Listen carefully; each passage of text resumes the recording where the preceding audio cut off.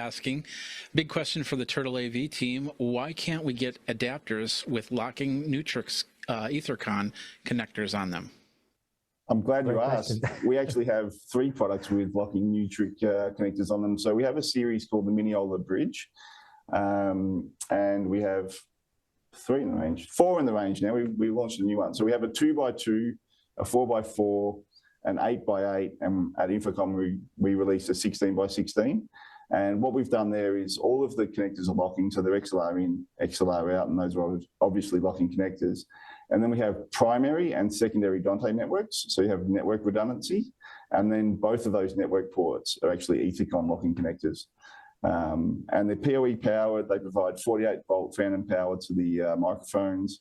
They're perfect for a vMix or a TriCaster system to get audio in and out of a production system. Just load Dante virtual sound card onto the production system you're using, and they just pop up as audio sources, and yeah, away you go. So great question. Before I posted the question, because I was looking at the MIDI adapters, and it just irritates me to no end that the Avios don't have them. And because how many times have we had, a Cat 5 or Cat 6, whatever, with that the only locking part of it breaks off, and then your host. So we moved over to EtherCONs on practically every piece of our gear, and unfortunately, there are times that then we, of course, have to undo the EtherCON to make it fit in the thing that's not. And it's just frustrating for us in the field to do that. So I'm glad to see these other ones.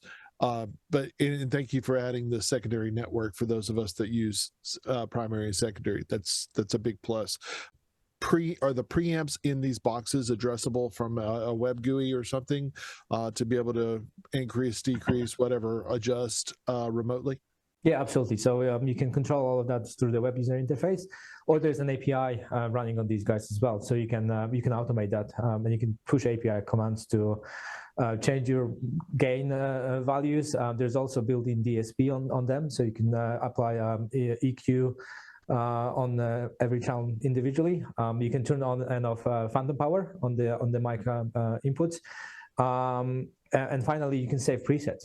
So you can save the entire configuration into preset, and you can recall preset and change your gain structure or your equalization across the channels on the inputs with a single API call. It's also got audio delay, so you can set an audio delay to sync up with the video as well. This looks really great.